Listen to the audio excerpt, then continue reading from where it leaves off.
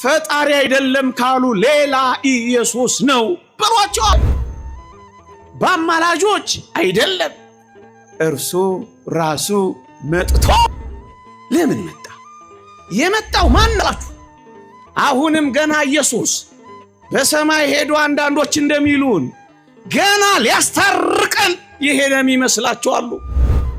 በስመ አብ ወወልድ ወመንፈስ ቅዱስ አሃዱ አምላክ አሜን። ሌላ ኢየሱስ።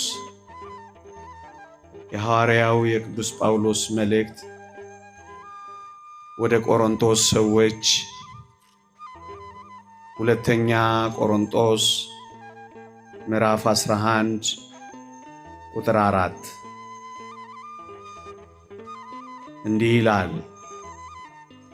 የሚመጣውም ያልሰበክነውን ሌላ ኢየሱስ ቢሰብክ ወይም ያላገኛችሁትን ልዩ መንፈስ ወይም ያልተቀበላችሁትን ልዩ ወንጌል ብታገኙ በመልካም ትታገሱታላችሁ ይላል።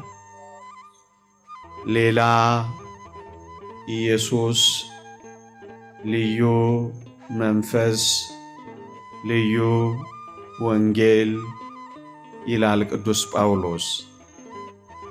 እኔ በዚህ ጥቂት ደቂቃዎች ሌላ ኢየሱስ በሚለው ላይ ጥቂት ደቂቃዎች አተኩራለሁ። አታውቁትም ብዬ ሳይሆን ብንሰማው ብናደምጠው ሃይማኖታችን ይጸናል። ለዛ ነው የመረጥኩት። ሰው እግዚአብሔርን በደለ። ሰው እግዚአብሔርን ያህል ጌታ፣ ገነትን ታህል ቦታ በበደሉ ምክንያት አጣ። ሰው በኃጢአት ምክንያት ባህሪው ጎሰቆለ።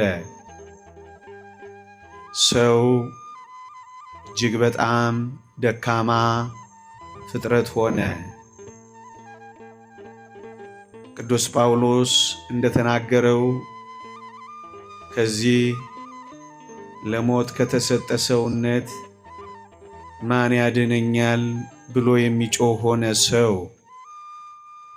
እንደውም የሚወደውን የማያደርግ የማይወደውን ግን የሚያደርግ ምስኪን ሆነ ሰው።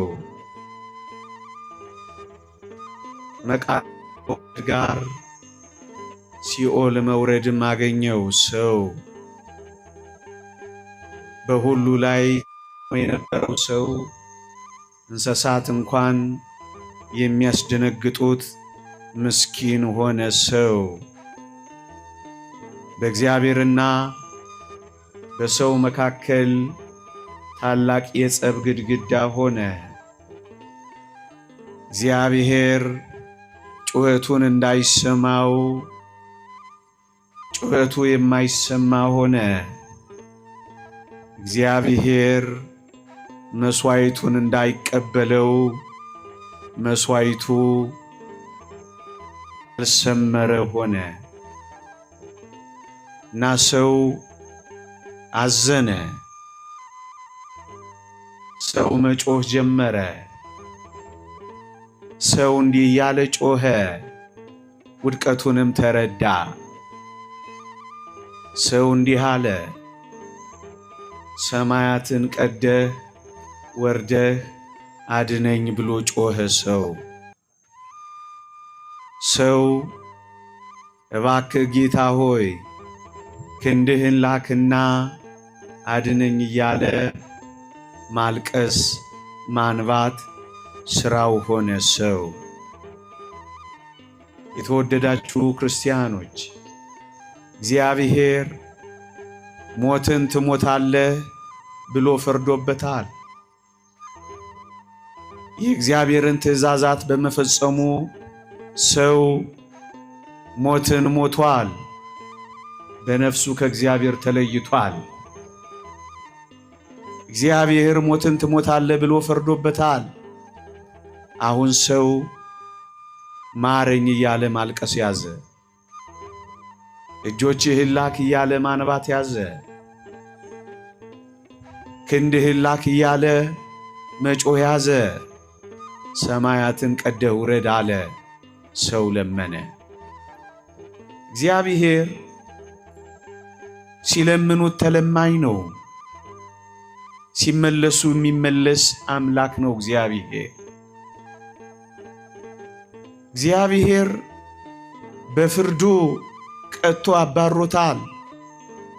አሁን ደግሞ ማረኝ እያለ መጮህ ስለጀመረ እግዚአብሔር መሐሪ ስለሆነ እግዚአብሔር ሊምረው ደግሞ ወደደ። ልብ በሉ ምዕመናን፣ በፍርዱና በምህረቱ በጸቡና በይቅርታው በጥላቻውና በፍቅሩ በቅጣቱና በመቀበሉ መካከል እግዚአብሔር ፍትህ ሊኖረው ይገባ ነበረ። በፍርዱ ቀጥቶታል። ማረኝ ሲለው ደግሞ ሊምረው ይገባል።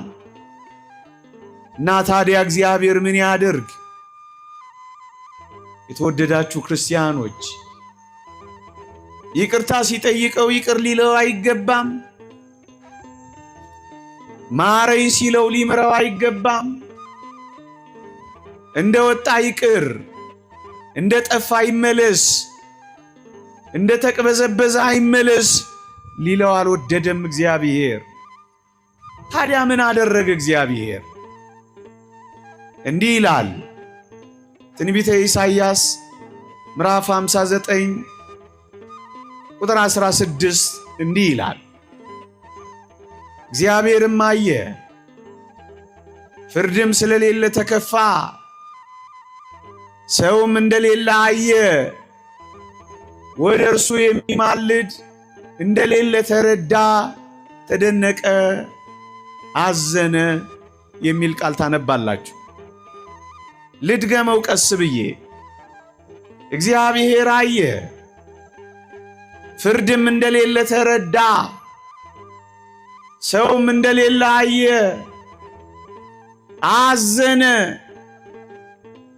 ወደ እርሱ የሚማልድ እንደሌለም ተረዳ፣ ተደነቀ ይላል። ወገኖቼ እግዚአብሔር ሊምረው ወደደና ሰውን የሚያድን ከሲኦል የሚያወጣው ገነትን የሚከፍትለት መቃብርን የሚሽርለት የጎሰቆለውን ባህሪ የሚያድስለት ሞትን የሚያሸንፍለት አዲስ ፍጥረት አድርጎ የሚፈጥረው ከሱ ጋር በፍጹም እርቅ የሚያስታርቀው ሰው ያለ እንደሆነ ከሰው መካከል እግዚአብሔር ሰው ፈለገ። ግን ሰው የለም አለ። ልብ በሉ፣ ምንም ያደርግ ሰውን የጠፋው፣ ሲኦልን የሚበዘብዛት ሰውን የጠፋው፣ መቃብርን የሚሽራት ሰውን የጠፋው፣ ገነትን የሚከፍታት ሰውን የጠፋው፣ መቃብርን የሚሽራት ሰውን የጠፋው፣ የጎሰቆለውን የሰው ባህሪ እንደገና አዲስ የሚያደርግ ሰው ነው የጠፋው እንጂማ ሰው ነበር እኮ ወገኖቼ። ሰው የለም ያለው ይሄንን ነው ወገኖቼ። አዘነ ይላል ሰው ስለሌለ። አሁን እንዳልኳችሁ ሰው ስለሌለ፣ የጸቡን ግድግዳ የሚያፈርስ ሰው ስለሌለ፣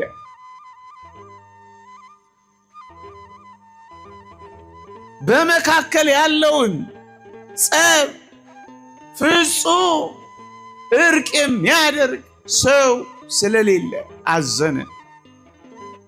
ወገኖቼ ወደ እርሱ የሚማልድ እንደሌለ ተረዳ፣ ተደነቀ ይላል። እቺም ቃል ቁም ነገር አላት ወገኖቼ። የሚማልድ እንደሌለ ተረዳ ተደነቀ የሚለው ቃል ምንድን ነው? እውነት የሚማልዱ አልነበሩምን? ነበሩ እኮ ወገኖቼ። አማላጆችማ ነበሩ። ግን እነዚህ አማላጆች አሁን ያልኳችሁን የሞትን ፍርድ ማጥፋት አልቻሉም። የዘላለሙን ሞት መሻር አልቻሉም። መቃብርን መርገጥ አልቻሉም።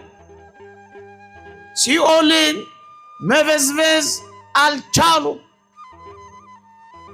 ፍጹም የሆነውን በደልና ኃጢአት በፍጹም ጽድቅና ሕይወት መቀየር ግን አልቻሉም። እንጂማ የሚማልዱ እኮ ነበሩ። ገነትን የሚከፍቱ ግን አልሆኑም። እንጂማ የሚማልዱ እኮ ነበሩ። ሲኦልን ግን የሚበዘብዙ ግን አልሆኑም። ጊዜያዊ ስርየት ያሰጣሉ፣ ከመከራ ያድናሉ፣ ከመቅሰፍት ያወጣሉ፣ ጊዜያዊ ረፍት ያሰጣሉ። ግንስ ከዘላለም ሞት ግን ሊያድኑ ስላልቻሉ ወደ እርሱ የሚማልድ እንደሌለ ተረዳ ተደነቀ የሚል ቃል ተቀመጠ። እንጂማ እኮ የሚያማልዱ ነበሩ ምዕመናን። አብርሃም ትዝ አይላችሁም? ነቢይ ነውና ስላንተ ይጸለያል እኔም እምርሃለሁ ብሎታል አቤሜሌክን። አብርሃም እኮ ነበረ፣ ግን ሲኦልን መበዝበዝ አልቻለም። አሁን እንዳልኳችሁ የጎሰቆለውን የሰው ባህሪ ግን ማደስ አልቻለም። አሁን እንዳልኳችሁ የጸቡን ግድግዳ ግን ማፍረስ አልቻለም። ኤርምያስ እኮ ነበረ ምን የሚባል ጸሎታችን በፊት ትድረስ የሚባል የሚያማልድ እንዴ ነበሩ እኮ ወገኖቼ። ኢዮብ እኮ ነበረ የኢዮብን ፊት እቀበላለሁ የተባለ ጻድቁ ኢዮብ እኮ ነበረ። ግን ምን ማድረግ አልቻሉም። አሁን ያልኳችሁን ማድረግ አልቻሉም። የትኛውን? ገነትን ሊከፍቷት አልቻሉም። ሲኦልን ሊበዘብዟት አልቻሉም። መቃብርን ሊሽሯት አልቻሉም። የጎሰቆለውን የሰው ባህሪ ማደስ ግን አልቻሉም። ስለዚህ ምን አለ? ፍጹም እርቅ ግን ማምጣት አልቻሉም። ዘላለማዊ ስርየት ግን ማሰጠት አልቻሉም። እንጂማ እኮ የኦሪት ሊቃነ ካህናት እኮ ነበሩ። የዕለት የዓመት የመባቻ መስዋዕት ሲሰው የነበሩ ብዙ የኦሪት ሊቃነ ካህናት እኮ አማላጆች እኮ ነበሩ። ግን ምን ማድረግ አልቻሉም። ስጋንም ነፍስንም ሊያነጹ ግን አልቻሉም። ልብ በሉ ኦርቶዶክሳውያን። እግዚአብሔርም አየ፣ ፍርድም ስለተከፋ አዘነ፣ ሰውም እንደሌለ አየ፣ ወደ እርሱ የሚለምን እንደሌለ ተረዳ ተደነቀ ይላል። አሁን ያልኳችሁን ማድረግ የማይችል ሰው እንደሌለ ሲያይ ታዲያ እግዚአብሔር ምን ያድርግ? ምን ያድርግ? እንዲህ ይላል እዛው ያልኳችሁ ቃል ትንቢተ ኢሳይያስ ምዕራፍ 59 ቁጥር 16 ዝቅ ብላችሁ ስታነቡት አንድ አስደናቂ ቃል ይናገራል። ምን ይላል? ክንዱን ሰደደው ጽድቁም አገዘው የሚል ቃል ተቀመጠ። እግዚአብሔር አየ፣ ፍርድም ስለሌለ ተከፋ፣ አዘነ፣ ሰውም እንደሌለ አየ፣ ወደ እርሱ የሚማልድ እንደሌለ ረዳ፣ ተደነቀ። ከዛስ ክንዱን ሰደደው። ክንድህን ላክልኝ ላለው የሰው ልጅ ክንዱ የተባለ ልጁን ውረድ፣ ተወለድ፣ ሞት፣ ተሰቀል ብሎ ላከው። የራቀውን የሚያቀርብበት ክንዱ ኢየሱስ ክርስቶስ፣ የቀረበውን ዲያብሎስን የሚያርቅበት ክንዱ ኢየሱስ ክርስቶስ፣ ኃይለኛውን ዲያብሎስን የሚያደቅበት ክንዱ ኢየሱስ ክርስቶስን ሰደደው። እዚች ጋር ጥቂት ቁም ነገሮች እናስተውል። ኦርቶዶክሳውያን እዩ። ሰው እንደሌለ ሲያይ ራሱ ከሦስቱ አካላት አንዱ አካል ሰው ሆነ። ሰው ስለሌለ ወደ ላይ መውጣት ባቃተን ጊዜ በልዕልና የሚኖር እግዚአብሔር ወደ ታች ወደኛ ወረደ። ወደ ላይ መውጣት ሲያቅተን ወደ ታች መጣልን። የእግዚአብሔር ልጆች መሆን ሲያቅተን የእግዚአብሔር ልጅ የሰው ልጅ ተባለልን። ራሱ መጣልን፣ ክንዱን ሰደደው። ራሱ ባለቤቱ ሰው በሌለ ጊዜ ራሱ መጣ። እዚች ጋር አንድ ነገር እናሰላስ። ምን ማለት ነው ይሄ? ነቢዩ ኢሳይያስ በትንቢተ ኢሳይያስ ምዕራፍ 63 ላይ እንዲህ ብሏል። አኮ በመልአክ ወአኮ በተንባል አላ ለሊሁ እግዚእ ይመጽእ ወያድኅኖሙ ይላል። በመልአክ አይደለም፣ በአማላጆች አይደለም፣ እርሱ ራሱ መጥቶ ያድናቸዋል እንጂ አለ። ልድገመው፣ በመላእክት አልሆነም። ገነትን ሊከፍቷት አልቻሉም። ሲኦልን ሊበዘብዟት አልቻሉም። የዘላለሙን የጠብ ግድግዳ በፍቅር ሊቀይሩት አልቻሉም። በመልአክ አይደለም። አኮ በመልአክ ወአኮ በተንባል አማላጆችም ይሄን ማድረግ አልቻሉም። ምን ማድረግ አልቻሉም? ቅድም ያልኳችሁን ሁሉ ማድረግ አልቻሉም። ስለዚህ መልአክ አይደለም፣ አማላጅ አይደለም፣ እርሱ ራሱ መጥቶ አዳናቸው አለ። ወዳጆቼ የመጣው መልአክ አይደለም። አንዳንዶች እንደሚሉት የመላእክት ጌታ ነው፣ የመላእክት አምላክ ነው፣ መላእክት የሚሰግዱለት ነው። በኩርን ወደ ዓለም ሲያስገባ መላእክቱ ሁሉ ለእርሱ ይስገዱ የተባለ የመላእክት ጌታ መጣ። ታዲያ እንዴት እሱን ሚካኤል ነው ልንለው እንችላለን? ወገኖቼ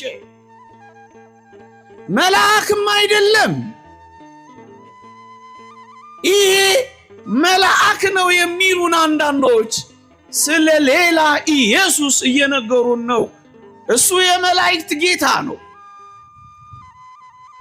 እነሱን መናፍስት አገልጋዮች የምታደርጋቸው አንተ ልጅ ግን አምላክ ሆይ ዙፋን ከዘላለም እስከ ዘላለም የጸና ነው የተባለለት እሱ ባለ ዙፋን ነው። እነሱ አገልጋዮች ናቸው። ታዲያ ማን ነው መልአክ ነው ሊለን የሚችለው? መልአክ አይደለም። የዋ ምስክሮች መልአክ ነው ካሉን ስለ ሌላ ኢየሱስ ነገሩ። አናውቆ መልአክ አይደለም፣ አማላጅም አይደለም የተላከው። ውረድ፣ ተወለድ፣ ሞት፣ ተሰቀል፣ አድን የተባለው አማላጅ አይደለም አይደለም። እና ማን ነው? ራሱ ነዋ። ራሱ የተወደዳችሁ ክርስቲያኖች የመጣው ኢየሱስ ክርስቶስ አማላጅ አይደለም። አማላጁ አይደለም የመጣው፣ ራሱ ከሦስቱ አካላት አንዱ አካል እግዚአብሔር ወልድ ነው የመጣው። ምክንያቱም አማላጆች ይሄን ማድረግ ስላልቻሉ፣ ለዚህ ነው እርሱ ራሱ መጥቶ ያድናቸዋል። ቅዱስ ቄርሎስን ቅዱስ አትናቴዎስም ኢንካርኔሽን በተባለው መጽሐፉ ይህንን ቃል ተርጉሞልናል። አማላጅ አይደለም፣ መልአክ አይደለም፣ ራሱ እግዚአብሔር ሊያድነን መጣ እንጂ። ወገኖቼ የመጣው አማላጅ ካልሆነ የሄደው እንዴት አማላጅ ሊሆን ይችላል? እዩ፣ አንድ ምሳሌ እዚህ ጋር በሰጣችሁ በጣም ውብ ይሆናል። አንድ ንጉሥ በጦር ሜዳ እየተዋጋ ወታደሮቹ ቢሳሱበት፣ ወታደሮቹ ቁጥራቸው ቢቀንስበት፣ በውጊያው ምክንያት ቢሞቱበት ንጉሡ ምንም ያደርግ ይመስላችኋል? ንጉሡ አንድ ነገር ብቻ ያደርጋል። እሱም ልብሰ መንግሥቱን ያወልቅና የተራ ወታደር ልብስ ይለብስና እንደ ወታደር ይዋጋላ። ምክንያቱም ወታደር አጥቷላ። አያችሁ፣ ልብሰ መንግሥቱን አውልቆ የተራ ወታደር ልብስ ለብሶ እንደ ተራ ወታደር ሲዋጋ ባየነው ጊዜ ንጉሡን እኮ ወታደሩ ብለነው አናውቅም። ደግሞ አለው ልብሰ መንግሥቱን ያወለቀው የተራ ወታደር ልብስ የለበሰውን ግን እንደ ወታደር ሲዋጋ ያየነው ጊዜ ወታደሩ ብለን ጠርተነው አናውቅም። እንደ ወታደር ቢዋጋም ንጉሡ ነዋ። በሞቴ ሲጸልይ ስላየነው ጸሎተኛ እናደርገው፣ ሲለምን ስላየነው ለማኛ እናደርገው፣ ሲበላ ስላየነው በላተኛ እናደርገው። እንደ ወታደር ሲዋጋ ንጉሥ እንዳልነው ሁሉ ሰው ሆኖ የዝቅታ ሥራ ሲሰራ ብናየው እሱ ከፍ ያለ ነው። እንዲህ ይላል የእግዚአብሔር ቃል፣ ከእግዚአብሔር ጋር መተካከልን መቀማት እንደሚገባ ነገር ሳይቆጥር ራሱን አዋረደ ይላል። እንዴት የሚደንቅ ቃል ነው! ይህ ቃል ምንኛ ይመስጣል! እኩል ሆኖ ሳለ ከአባቱ ጋር በእሪና ተካክለው ሳለ ስለ ሁላችን ድህነት አምላክነቴን እቀማለሁ ሳይል፣ ጌትነቴ ይወሰድብኛል ሳይል የባሪያውን መልክ ያዘ፣ ሰው ሆነ። በእግዚአብሔር መልክ ሲኖር ሳለ ይላል ከፍ ብሎ እግዚአብሔር ሆኖ ሳለ ግን ምን ሆነ? እቀማለሁ ይወሰድብኛል ሳይል በእግዚአብሔር መልክ ሲኖር ሳለ የባሪያውን መልክ ያዘ፣ ሰው ሆነ። አያችሁ፣ ልብሰ መንግሥቱን አውልቆ የተራ ወታደር ልብስ ለብሶ ያልኳችሁ ከዚህ ጋር ይዛመዳል። የኔና የናንተን መልክ ያዘ፣ ሰው ሆነ። ብዙ ምስጢር አለው፣ እዛ ላይ አልቆይም እንዳላስመሻችሁ። የምፈልገው ነጥብ ግን ሰው ስለሌለ ሰው ሆነ። የእግዚአብሔር ልጆች እንባል ዘንድ የሰው ልጅ ተባለ። ወደ ላይ ያወጣን ዘንድ ወደ ታች ወረደ። ነፃ ያወጣን ዘንድ ታሰረ። የሾህ አክሊል ደፋ፣ የዘውድ አክሊል ይደፋልን ዘንድ የጸጋ ልብስ ያለብሰን ዘንድ እሱ ተራቆተ። እኛ ባለጠጎች እንዲሆን ዘንድ ስለኛ ድሃ ሆነ። የእኛን እርግማን ያጠፋን ዘንድ ስለኛ እርግማን ተባለ። የእኛን ወሰደ፣ የእሱን ሰጠን።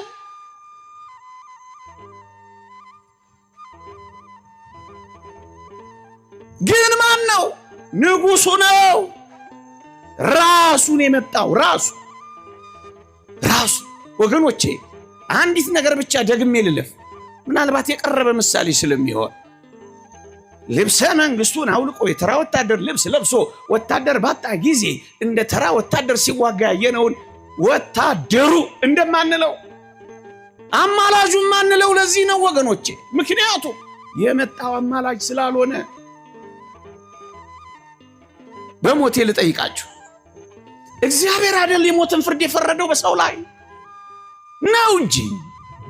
ታዲያ እግዚአብሔር የሞትን ፍርድ ከፈረደ ይሄን የሞት ፍርድ ማን ሊያነሳ ይችል ነበረ?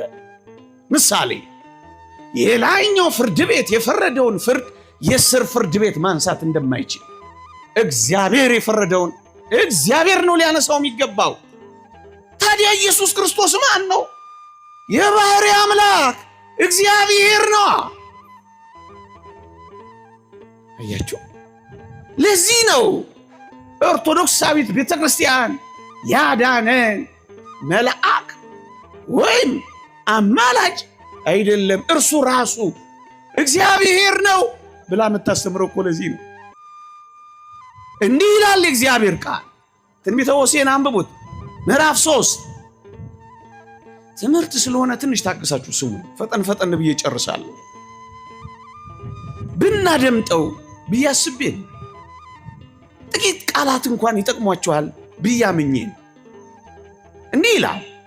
ሁለቱን የእስራኤል ቤቶች የይሁዳንም ከተሞች አድናቸዋለሁ፣ በሰልፍ አይደለም፣ በሰረገላ አይደለም፣ በሰይፍ አይደለም፣ በአምላካቸው በእግዚአብሔር አድናቸዋለሁ እንጂ ይላል። አዎ የዳነው በአምላካችን በእግዚአብሔር ነው። የባህሪ አምላክ ነው መጥቶ ያዳነን። የባህሪ አምላክ ደም ካልፈሰሰ በቀር የፍጡር ደም እንዴት ሊያድነን ይችል ነበር? አባ ጊዮርጊስ ዘጋስጫ እንዳለው መለኮት የተዋሃደው ደም ካልፈሰሰ በቀር የዘላለም ኃጢአት በዘላለም ስርየት እንዴት ያገኝ ነበር? እሱ ራሱ ያድናቸዋል እንጂ ምዕመናን። የሚጠራበትም ስም ከዳዊት ከእሴይ ቁጥቋጦ ያፈራል፣ ከዳዊትም አበባ ይወጣል፣ ስሙም እግዚአብሔር ጽድቃችን ይባላል ነው የሚለው ትንቢተ ኤርምያስ ምዕራፍ 23። የመጣው እግዚአብሔር ጽድቃችን ነው ወገኖች፣ ራሱን ያዳነን ለማለት ነው። ይህንን ሁሉ ምለው ለምን? ሰው ስለሌለ ስላልታጣ። ምንም ያደርግ እንዳትረሱ፣ የዘላለም ስርየት የሚሰጠን የዘላለም ሕይወት የሚሰጠን የጸብን ግድግዳ የሚያፈርስልን ሞትን የሚሽርልን ገነትን የሚከፍትልን ሲኦልን የሚበዘብዝልን የጎሰቆለውን ባህሪያችንን የሚያድስልን ወደ ጥንት ፍጥረታችን ክብራችን የሚመልሰን የሞትን ፍርድ ለዘላለም የሚሽርልን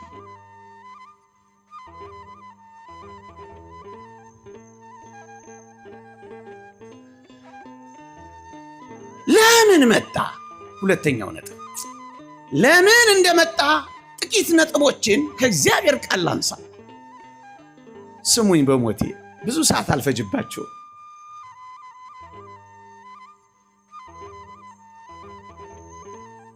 ለምን መጣ? የመጣው ማን ነው? ነግሬያችኋለሁ። ለምን መጣ? ቅዱስ ጳውሎስ በኤፌሶን መልእክት ምዕራፍ 2 ላይ ያተታቸውን ግሩማን ቃላት እኔ አራቱ ብቻ ልውሰድ። በጣም ግልጽ የሆኑ ቃላት ናቸው። እንዲህ ይላል። ለምን መጣ ታዲያ? ማን እንደመጣ ነግሬያችኋለሁ። ለምን ምክንያት እንደመጣ ደግሞ ጥቂት ነጥቦችን ልናንሳ። እንዲህ ይላል። ሰላምን ያደርግ ዘንድ ጥልንም በመስቀሉ ይገል ዘንድ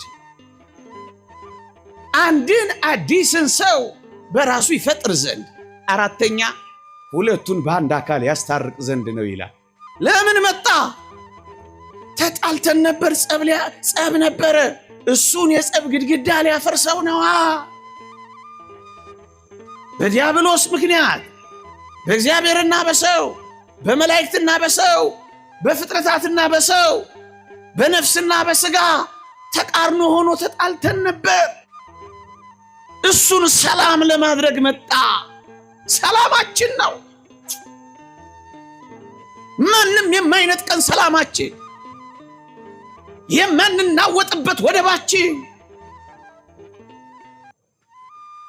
የጸናንበት መልህቃችን፣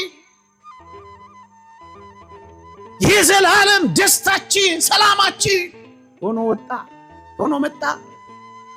በሰማይና በምድር ሰላም ሆነ። መላእክትና ሰዎች አንድ ላይ ዘመሩ፣ አሸበሸቡ። ስብሐት ለእግዚአብሔር በሰማያት ወሰላም በምድር ስምረቱ እያሉ በአንድነት ዘመሩ። የተለያዩት አንድ ሆኑ። ሰላማችን ፈሰሰ፣ ደስታችንም ጎረፈ። እንባችንም ታበሰ፣ ስቃያችንም አለፈ፣ ሰላም ያደርግ ዘንድ መጣ። ሁለተኛ ጥልንም በመስቀሉ ይገድል ዘንድ መጣ። መስቀል መግደያው፣ ጸብ የተባለ ዲያብሎስን ማዋረጃው አደረገው። ቅድም ያልኳችሁ በእኛና በእግዚአብሔር መካከል የነበረው የጸብ ግድግዳ መስቀል ላይ ሲሆን ፈረሰ። የዲያብሎስን ሥራ ያፈርስ ዘንድ የእግዚአብሔር ልጅ ተገለጠ። የዲያብሎስ ሥራ ምን ነበር? ጸብ ነበራ። ቀንቶብን በሱ ቦታ ተተክተን በሰማያት ከፍ ብሎ ሲያየን ቀናብና፣ ስለዚህ ተነኮለና፣ እንዳንገናኝ አጠረብና። ሰው ሆነና አፈረሰበታ፣ ደረመሰበታ፣ አስወገደዋ። ጠርቆ ይላል። አቤት የቅዱስ ጳውሎስ ቃል ምንኛ ትመስጣለች! ጠርቆ በመስቀል ላይ ጠርቆ ከመንገዳችን ላይ ገለል አደረገው። ወደ ሰማይ እንድንሄድ የሰማይ መንገዳችንን አጥሮት ቀጥሮት ነበርና ወደ ሰማይ ወጣና በመስቀል ላይ ተሰቀለና የዛ መንቻካ የሆነውን ጠላታችንን ዲያብሎስ ያጠረውን ቅጥር የዘረጋውን መረብ በጣጠሰውና ጠርቆ አስወገደ። አሁን የሰማይ መንገድ ተከፈተልና፣ አሁን የሰማይ መንገድ ተከፈተልን። ፊቱን እየጸፋን ጎኑን እየመታን ባሩዱ የወጣለት ቀልህ ዲያብሎስ መጫወቻ አሻንጉሊት ሆና።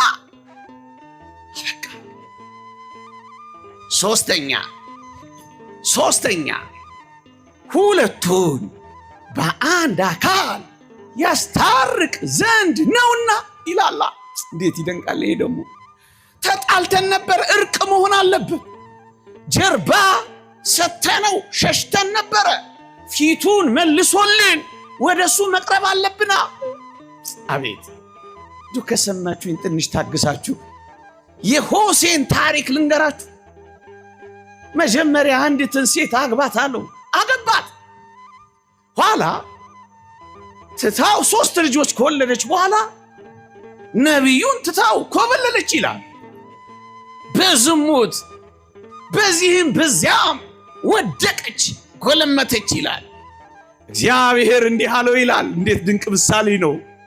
ነቢዩ ሆሴን እንዲህ አለው፣ ሂድ ይቺን ጋለሞታይቱን ጎሜር ሚስትህን እንደገና አግባታል። ትታኝ ሄዳ፣ አዎ አምጣት አለው። ምን አድርጌ ላምጣት አለው። ገዝተህ አምጣት አይለው መሰላችሁ? ምን አድርገህ አምጣት? ገዝተህ። እኔም ይላል በ3 ተኩል ስቅ መስፈሪያ ተኩል ገብስ ገዛኋት ይላል። መጀመሪያ ወደ አፍቅራ መጣች፣ ኋላ ተወችው። ከዛስ ገዛታ፣ ዋጋ ከፈለባታ፣ ገዛኋት አለ። ተገዝታ መጣች።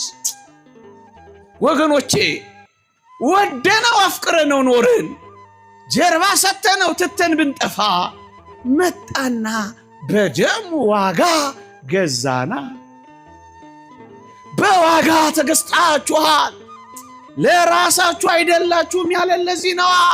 ዋጋ ወጣብን፣ ውድ ዋጋ፣ ተመን የሌለው ዋጋ፣ ዓለም የማይበቃው ዋጋ፣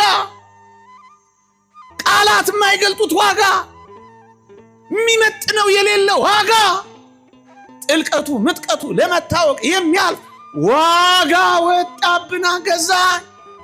ገዝቶ አመጣ፣ ተወራርዶ አመጣ፣ ነጠቀን፣ ካፉ ውስጥ ነጠቀን።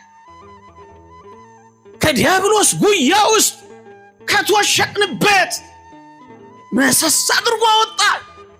ገዛና ግን ልጠይቃችሁ፣ ሁለቱን በአንድ አካል ያስታርቅ ዘንድ ነው የመጣው የሚለውን አነበብኩላችሁ ኤፌሶን 2።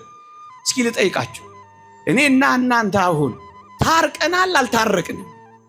ታርቀናል አልታረቅንም? ቅድም ካልኳችሁ የዘላለም ጸብ ታርቀናል አልታረቅንም? በሞቴ ንገሩኝ። ታርቀናል አልታረቅንም? ታርቀናል ታርቀናል።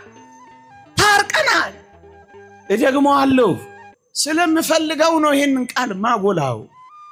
ታርቀናል። የጸቡ ግድግዳ ተወግዷል። አቤቱ ፊትህን ወደኛ መልስ ብለን ፊቱን ማየት ጀምረናል። ተድላና ደስታችን የአባታችንን ፊት ማየት ሆኗል። ፊትህን ከኛ አትመልስ ብለነው ነበር፣ አሁን ፊቱን ወደኛ መለሰልን። ታርቀናል። አባት ብለን የምንጮህበትን የልጅነት መንፈስ ሰጥቶናል። ታርቀናል።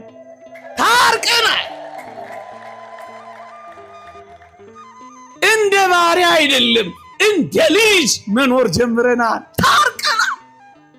ታርቀናል። ወደ ቅፉ ገብተናል። በማዕዱ ላይ አስቀምጦናል።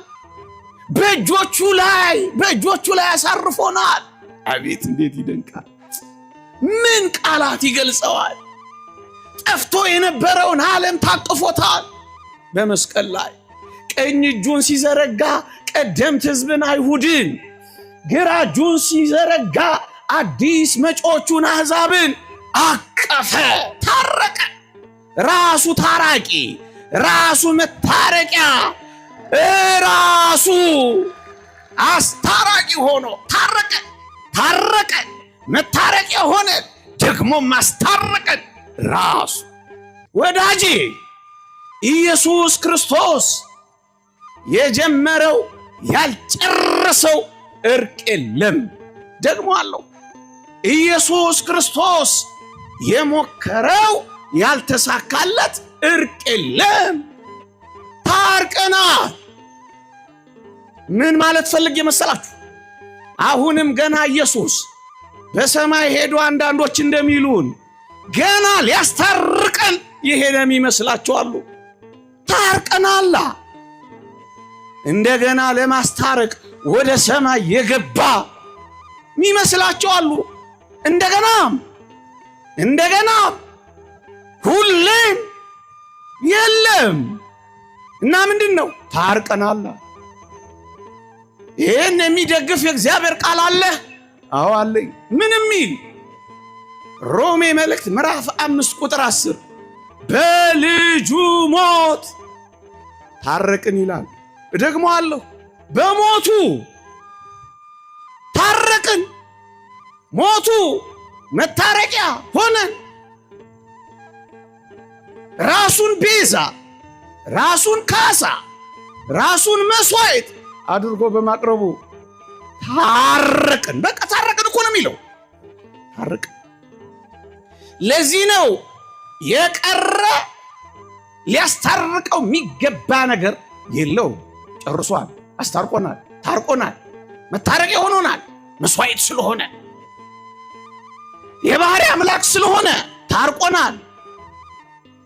ውረድ፣ ተወለድ፣ ሙት፣ ተሰቀል፣ ቤዛ ሁን ተብሎ ስለመጣ ሊቀ ካህናት ስለሆነ አስታርቆናል። አንድ ጊዜ ቁጥር 11ን አንብቡት። በሞቴ ሮሜ 5:11 መታረቁን ባገኘንበት በጌታችን በኢየሱስ ክርስቶስ አይልም። መታረቁን ባገኘንበት ነው የሚለው። አግኝተናል ወዳጄ። ለዚህ ነው ኢየሱስ አሁን በሰማይ ሲያስታርቅ ይኖራል ማንለው። ይሄን የሚሉ ካሉ ስለ ሌላ ኢየሱስ ያወራሉ። አሁንም እያስታረቀ የሚኖር አይደለም። አንድ ጊዜ ሞቱ አንድ ጊዜ ስለሆነች ማስታረቁም አንድ ጊዜ በሆነች እርቅ አስታርቆናል። ዓለምን በክርስቶስ ሆኖ ያስታርቅ ነበር አይልም። ሶስተኛ ልድገመው፣ ነበር አይልም፣ ያስታርቅ ነበር። እያስታረቀ ይኖራል የሚል ቃል አንድም ቦታ አታገኝ። ለምን እንደማታገኝ ታውቃለህ? መታረቁን አግኝተናል እንዴ። አሁን ምን በድለውስ በደል ብትለኝና ብትጠይቀኝ ምርጥ ጥያቄ ነው እልሃለሁ። አሁንስ የምሰራው ኃጢአት፣ አሁንስ የምበድለው በደል ካልከኝ ይሄው ክህነቱን እፍ ብሎ የሰጣቸው ይቅር ብትሉ ይቅር ትላላችሁ፣ ብትይዙ ይያዝባቸዋል ብሎ ክህነቱን የሰጣት አንዲት ቤተክርስቲያን ብቻ አለች። ወዳጅ አትልፋ፣ ሌላ ቦታ አታገኘውም ይህን ስልጣነ ክህነት። እፍ አለ። መንፈስ ቅዱስንም ተቀበሉ አላቸው። ኃጢአታቸውን ይቅር ብትሉ ኃጢአታቸውን ይቅር እላቸዋለሁ፣ ብትይዙባቸው በሰማይ ይያዝባቸዋል አላቸው። ታዲያስ ይሄው እዚህ ፋዘር ታድሮስ ማለት የሚባል ግብፃዊ ሊቅ እንደተናገረው ክህነቱ ዘላለማዊ ሆኖ በቤተ ክርስቲያን አለ። መስዋዕቱ አንድ ጊዜ የማይደገም ሆኖ በፍቅር ለቤተ ክርስቲያን ተሰጥቷል አለ። እዩ ክህነቱም እኛ ጋር ደግሞስ የኢየሱስ ክርስቶስ ደም ከኃጢአት ሁሉ ያነጻል ስለተባለ እዚህ መስዋዕቱም አለ። ኃጢአታችንን ብንናዘዝ ከኃጢአታችን ይቅር ሊለን ከአመፃችን ሁሉ ሊያነጻን የታመነና ጻድቅ ነው ይላል። እንናዘዛለን፣ ካህን ጋር እንቀርባለን፣ ይቅር ይለናል። የኢየሱስ ክርስቶስ ደም ከኃጢአት ያነጻናል። ከዛስ እንታረቃለን እንጂ ኢየሱስ ክርስቶስ ኢዮብም ዳግምም ሲመጡ ገና ሊያስታርቅ ይመስላል። ታርቀናል። ግን ደግሞ ደካሞች ስንሆን ስንወድቅ ስንነሳ ከኖር ይሄው ክርስቶስ ይውላችሁ በዘመነ ስጋዌ ቤተ ክርስቲያን በክርስቶስ ውስጥ ነበረች። ክርስቶስ በምድር እየተመላለሰ ቤተ ክርስቲያን በክርስቶስ ውስጥ ተሰውራ ትኖር ነበር። አሁን ክርስቶስ ወደ ሰማይ ከሄደ በኋላ ክርስቶስ በቤተ ክርስቲያን ውስጥ ተሰውሮ ደግሞ ይሰራል። ለዚህ ነው ቅዳሴያችን ላይ ፈትት ስጥ እያለ ካህኑ የሚጸልየው። ኢየሱስ ክርስቶስ ከኃጢአታችሁ ሁሉ ይቅር ይበላችሁ ብሎ ካህኑ የሚናዝዘው ሕያው አገልግሎት፣ ሕያው መስዋዕት፣ ሕያው መንግሥት በዚህች ቤት ብቻ ይገኛል። አድራሻው እዚህ ብቻ ነው። የክርስቶስ እውነተኛ ክህነት፣ የክርስቶስ እውነተኛ መስዋዕት በሌለበት ወዳጄ በየአዳራሹ አትንከራተት። የእውነተኛ እርቅ ቦታ እዚህ ነው። ታርቀናላ። አንድ አስደናቂ ነገር ደግሞ አስከትዬ ልንገራችሁ። ትዕግስት አላችሁ? ትሰሙኛላችሁ? ትሰሙኛላችሁ? ሰይ ከሰማችሁኝ ትንሽ ልቀጥል። ትታገሱኛላችሁ? እየገባችሁ ነው የምናገረው? መልካም። ሰላምን ያደርግ ዘንድ ጥልን በመስቀሉ ይገል ዘንድ ሁለቱን በአንድ አካል ከእግዚአብሔር ጋር ያስታርቅ ዘንድ የሚለውን አይተናል። አራተኛውና በጣም የሚደንቀው ምን የሚል ቃል እንደሆነ ታውቃላችሁ? እንዲህ ይላል፣ አንድን አዲስን ሰው በራሱ ይፈጥር ዘንድ ይላል። ኤፌሶን ምዕራፍ 2 ከቁጥር 12 ጀምሮ አንብቡ። አንድን አዲስን ሰው በራሱ ይፈጥር ዘንድ ክርስቶስ ለምን መጣ? አዲስ አድርጎ ሊፈጥረና የት ላይ ወዳጄ? በመስቀል ላይ ነው። ቁጥር 10ን አንብቡት። ኤፌሶን መልእክት ምዕራፍ 2 ቁጥር 10 መልካሙን ሥራ ለማድረግ በኢየሱስ ክርስቶስ ተፈጠርን ይላል።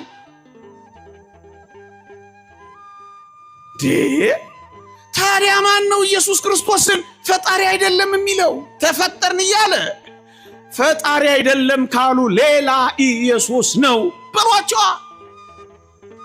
የት ላይ ፈጠረን ካልከኝ መስቀል ላይ ፈጠረኝ እልሃለሁ ይላል አንድ ሊቅ። መስቀል ላይ በጥንት ፍጥረት አዳምና ሔዋን ሲፈጠሩ የኔና የናንተ አባቶች በእጁ አፈር ዘግኖ ነበር የፈጠረን። በሐዲስ ኪዳን ሲፈጥረን ግን በእጁ ችንካር ተክሎ ፈጠረን። እነዚህ ቁስሎች የኔና የናንተ የተፈጠርንበት አሻራዎች ናቸው። እዛ መስቀል ላይ ተፈጠር። የተወደዳችሁ ክርስቲያኖች፣ አንዲት ሸክላ ሰሪ፣ አንዲት ገል አምራች ሸክላዋ ቢሰነጠቅባት፣ ሸክላዋ ቢሸረፍባት ይሄንን ሸክላ ስትለስነው ስትጠግነው አትውልም እና ምን ታደርገዋለች? አፍርሳ አብኩታ በእጆቿ አላቅጣ እንደገና አዲስ ያማረ ዕቃ ትሰራዋለች። ክርስቶስ ምን አረገን? እንድንሞት ያደረገው እግዚአብሔር ሞትን እንኳን የሰጠን እኛን አዲስ አድርጎ የክብር ዕቃ አድርጎ ሊፈጥረን መሆኑን ረሳችሁ? በእጆቹ እንደምታቦካ ያቦካ በእነዚያ ደሞች ውስጥ ነው የተፈጠርነው፣ ነው የተሰራነው። ዳግመኛ ፈጠረን። ጥንተ ተፈጥሮ ሐዲስ ተፈጥሮ የሚሉት እኮ ለዚህ ነው። ጥንተ ተፈጥሮ ዓርብ ላይ ነው የተፈጠርነው። በሐዲስ ተፈጥሮ ዓርብ ላይ ነው የፈጠረን። ጥንተ ተፈጥሮ 6 ሰዓት ላይ ነው የፈጠረን። ሐዲስ ተፈጥሮ 6 ሰዓት ላይ ነው የፈጠረን። አያችሁ፣ አንድን አዲስን ሰው በራሱ ይፈጥር ዘንድ ሰው ሆነ፣ መጣ። ሌላው በጣም ጥልቅና ብዙ ነገር ነው፣ ግን ይሄን ስለምፈልገው ነው። የተወደዳችሁ ኦርቶዶክሳውያን ይሄንን ለምን አልኳችሁ መሰላችሁ? እስኪ አንድ ነጥብ ደግሞ አያይዤ ላንሳ። እዩ፣ እግዚአብሔር በጥንት ፍጥረት ሰውን ከፈጠረ በኋላ በዕለተ ዓርብ 6 ሰዓት ዓርብ ከፈጠረ በኋላ ቅዳሜ ዕለት እግዚአብሔርም ከሥራ ሁሉ አረፈ ተብሎ የተጻፈው። ደግሞ አለው ስለምፈልገው ነው ይህን ቃል ምደግመው። እግዚአብሔርም ከሥራ ሁሉ አረፈ ይላል። ሰውን ከፈጠረ በኋላ በጥንት ፍጥረት እግዚአብሔር አረፈ ነው የሚለው። የተወደደ መድኃኒታችን ኢየሱስ ክርስቶስ በመጨከን በመስቀል ላይ እኛን በመከራውና በሞቱ ከፈጠረን በኋላ የሚከተለው ሌላ ድካም፣ ሌላ መውጣት፣ ሌላ መውረድ፣ ሌላ መቃተት፣ ሌላ ትጋት፣ ሌላ ቁመት፣ ሌላ ስራ አይኖረውም። በጥንት ፍጥረት እግዚአብሔር ከሥራው ሁሉ አረፈ እንደተባለ በሐዲስም ፍጥረት ክርስቶስ በመስቀል ላይ ከፈጠረን በኋላ የሚከተለው ወገኖቼ ለክርስቶስ ማረፍ ነዋ። ችላ እንዳትሏት እቺን ቃል አከታትዬ የማነሳላችሁ ቁም ነገር ስላለች በሞቴ ስሙኝ። በጥንት ፍጥረት እግዚአብሔር ዓርብ ዕለት ከሰራ በኋላ አረፈ ነው የሚለው። በሐዲስ ኪዳን ዓርብ ዕለት ክርስቶስ ብርቱ ሥራ እኛን ማዳን ከሰራ በኋላ የሚከተለው ማረፍ ነው። ምን ማለት ነው ይሄ ማረፍ ካላችሁ ሆይ በዘላለም መንግስቱ ገብቶ መቀመጥ። ማረፉን ልታረጋግጥልን ትችላለህ? አዎ። ምክንያቱም መጽሐፍ ቅዱስ እንዲህ ይላል ሊቀ ካህናት ሁሉ ዕለት ዕለት እያገለገለ ኃጢአትን ሊያስወግዱ ከቶ የማይችሉትን እነዚያን መስዋዕቶች እያቀረበ ቆመ ካለ በኋላ ስለ ክርስቶስ ሲናገር ግን እርሱ ግን አንድን መስዋዕት ለዘለዓለም አቅርቦ በእግዚአብሔር ቀኝ ተቀመጠ ይላላ። ደግሞ አለው እያንዳንዱን ነጥብ ሳንተረጉም አናልፍም ይላል ያ ሊቅ። ኦርቶዶክሳዊት ቤተክርስቲያን በቸልታ የምታልፈው ገርመም አድርጋ የምትመለከተው ጥቅስ የላት፣ በጥልቀት ታየዋለች። ደግሞ አለው እርሱ ግን አንድን መስዋዕት ለዘለዓለም አቅርቦ ተቀመጠ ይላል። ወገኖች መቀመጡ ምኑን ነው የሚያመለክተው? አንደኛ የሥራውን ማጠናቀቅ ነው የሚያመለክተው። ውረድ፣ ተወለድ፣ ሙት፣ ተሰቀል፣ አድን፣ ሰላም አድርግ፣ አስታርቅ፣ ሌላው በሙሉ መጠናቀቁን የምናውቀው ተቀመጠ በሚለው ቃል እኮ ነው። በሞቴ ወገኖቼ ማረፉን ማወቅ ትፈልጋላችሁ? ተቀመጠ ይላላ። ተቀመጥ አይደለም የሚለው፣ ተቀመጠ ነው የሚለው። ተቀመጥ ለእንግዳ ነው። ደግሞ አለሁ እንግዳን ተቀመጥ ነው የሚሉት። ኢየሱስ ክርስቶስ ለዙፋኑ እንግዳ ስላልሆነ ተቀመጠ አይደለም የተባለው፣ ተቀመጠንም የተባለው ይላል ዮሐንስ አፈወርቅ። ተቀመጠ፣ እንግዳን ንበር ይሉታል፣ ተቀመጥ ይሉታል። ክርስቶስ ግን የራሱ ዙፋን ስለሆነ ተቀመጠ ተብሏል። ይህ ተቀመጠ የሚለው ቃል ምንድነው የሚያሳየን? አንዳንዶች ኢየሱስ ሊቀ ካህናት ስለሆነ በሰማይ ቆሞ አሁንም ያገለግልናል እንደሚሉት ፕሮቴስታንቶች፣ እንደሚሉት ታድሶች እንዳይደለ እንድታውቁት እና እንዴት ነው? እርሱ ግን አንድን መስዋዕት ለዘለዓለም አቅርቦ በአባቱ ቀኝ ተቀመጠ ይላል። ተቀመጠ ምን ማለት ነው? የሚቆመው ቁመት የለውም። ለአገልግሎት የሚቆመው ቁመት የለውም። ለልመና የሚቆመው ቁመት የለውም። ለምልጃ የሚተጋው ትጋት የለውም። ለሥራ የሚወጣው የሚወርደው ተግባር የለውም።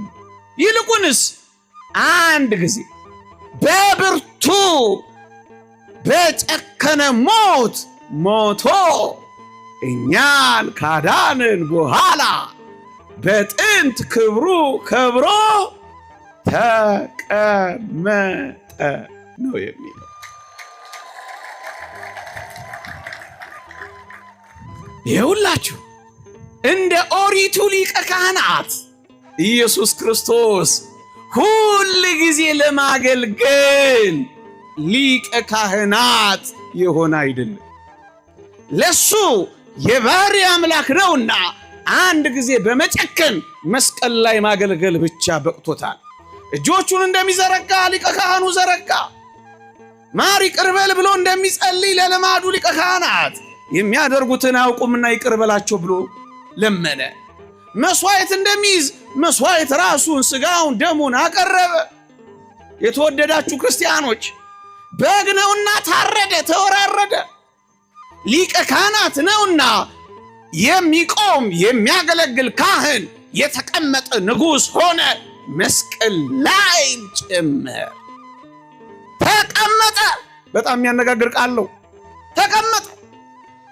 አሁን ክርስቶስ በሰማይ ለማገልገል እንደሄደ ሁሉ አሁንም ያገለግለናል ሊቀ ካህናታችን ስለሆነ የሚሉ ሁሉ ስለ ሌላ ኢየሱስ ያወራሉ። እኛ የምናውቀው ክርስቶስስ በሊቀ ካህንነት ተቀመጠ የሚለው ቃል ምንኛ የጎላና የተረዳ ነው። ሊቁ ዮሐንስ አፈወርቅ የዕብራውያን መልእክት በተረጎመበት ድርሳን አስደናቂ ቃል ይናገራል። ሊቀ ካህናት ሲል ብትሰማው ዘውትር የሚያገለግል አይምሰልህ። ሰው ሲሆን የሰውነትን ሥራ በመስራት ጸንቶ እንዳልኖረ ባገለገለም ጊዜ በማገልገሉ ሥራ ጸንቶ አልኖረም ይላል። አዎ አሁን ኢየሱስ ክርስቶስ ፍጹም ሰው ፍጹም አምላክ ነው። በሰማይ ግን አይበላም። ሰው ነው፣ አይታመምም። ሰው ነው፣ አይሞትም። ሰው ነው፣ አይደክምም። ሰው ነው፣ አይራብም። ሰው ነው ስንል የሰውነትን ሥራ በመስራት ጸንቶ እንዳልኖረ አገልግሏል ስንል በማገልገልም ሥራ ጸንቶ አልኖረም። ስለዚህ ተቀምጧል ተባለ። ሁል ጊዜ ሲያገለግል የሚኖር እንዳይመስለን፣ ሁል ጊዜ አገልጋይ የሚያደርጉት ምንኛ ሌላ ኢየሱስን ያወሩልናል መሰላችሁ? ስለ ሌላ ኢየሱስ ነው የሚያወሩት። መቀመጥ ምንድነው? የአገልግሎት መጠናቀቅ ነዋ። መቆም ሲያገለግሉ መኖር ነው ይላል ዮሐንስ አፈወርቅ። መቀመጥ ደግሞ የአገልግሎት መጠናቀቅ ነው፣ ሲያገለግሉ አለመኖር ነው። ለዚህ ነው ማረፉ ሲሰራ አለመኖሩ አንድ ጊዜ በመስራቱ ምክንያት የዘላለም ድህነት መስጠቱን የምናረጋግጠው በመቀመጡ። አንድ ግሩም ምሳሌ ለመሰልና ነገር የምጠቀልል ይሻላል። መምህራን ስላሉ እግዚኦ ሰዓቱ ምንድነው? እዚህ ቦዲቲ ላይ ልክ ነው፣ እንደዚህ ነው በቃ ሁሉ ጊዜ። አቤት አቤት ስታሳዝኑ። አሁን እኔ 5 ደቂቃ ነው 55 ደቂቃ ነው እስካሁን የተናገርኩት 5 ነው። ዮሐንስ አፈወርቅ ሊቁ እንዲህ ይላል፣ እየሰማችሁኝ ነው? ብርቱ መድኃኒት አንድ ጊዜ በመደረጉ ምክንያት ጽኑ ደዌ ያድናል ይላል። በሞቴ ስሙኝ። ብርቱ የሆነ መድኃኒት አንድ ጊዜ በመደረጉ ምክንያት ጽኑ ደዌ ያድናል ይላል። ደካማ መድኃኒት ግን ተደጋግማ በመወሰዷ ምክንያት ደካማ መሆኗ ይታወቃል ይላል ኢየሱስ ክርስቶስ። አንድ ጊዜ አገልግሎን፣ አንድ ጊዜ ያላዳነን፣ አንድ ጊዜ ያላስታረቀን ከሆነ እመኑኝ ስለሌላ ኢየሱስ ነው የሚያወሩት ምላችሁ ደካማ ስለሆነ ኢየሱስ ነው የሚያወሩት። ምክንያቱም አንዱ አይበቃንም ባዮች ናቸው። አንዱ ብርቱ መድኃኒት አንድ ጊዜ በመወሰዱ ምክንያት ጽኑ ደዌያችንን አራቀልን። እውነት አሰብ አንዱ ብርቱ መድኃኒት ማን ነው? እሱ ክርስቶስ ብርቱ መድኃኒት። ለዚህ እኮ ነው የስኳር የደም ብዛት መድኃኒቶች ከበሽታው አቅም በታች በመሆናቸው ተደጋግመው ይወሰዳሉ። እየሰማችሁኝ ነው? የኦሪት ሊቃነ ካህናት ደጋግመው የሰሩት የባህሪ አምላክ ስላልሆኑ ፍጡሮች ስለሆኑ ነው። በቃ ሁል ጊዜ ሲያስታርቁ፣ ሁል ጊዜ ሲያገለግሉ፣ ሁል ጊዜ ሲያማልዱ፣ ሁል ጊዜ መስዋዕት ሲሰው ኖሩ። ለምን? ደካማ መድኃኒቶች ስለነበሩ። አሁን የመጣው ግን ብርቱ ነው ብርቱ አይደለም? ብርቱ ከሆነ ስንት ጊዜ መስራት ይበቃዋል? በሞቴ ስንት ጊዜ? አንዴ። ምክንያቱም ኢየሱስ ክርስቶስ ብርቱ ነው ብርቱ አይደለም? ብርቱ የሆነ እርሱ በእኔ ታላቅ ሥራ አድርጓልና ይበቃዋል አንድ ጊዜ። ለዚህ ነው ነቢዩ ዳዊት አንዱ መጠጥ በቃኝ አለው። አንዱ ነው የሚበቃል። ሁል ጊዜ ሲሰራ የሚኖር ኢየሱስ የለም። ብርቱ የሆነ መድኃኒት አንድ ጊዜ በመደረጉ ምክንያት ጽኑን ደዌ ያድናል። ደካማ መድኃኒት ግን ሁል ጊዜ በመወሰዷ ምክንያት ድካሟ ይታወቃል። ሌላ ኢየሱስ። ብዙ እንዳልዘበዝባችሁ ጊዜ ያጥረኛል። የእግዚአብሔር ቸርነት፣ የእመቤታችን አማላጅነት፣ የቅዱሳን በረከት ረድኤት አይለየን። እድል ካለን ነገ እንቀጥላለን። እግዚአብሔር ይስጥ።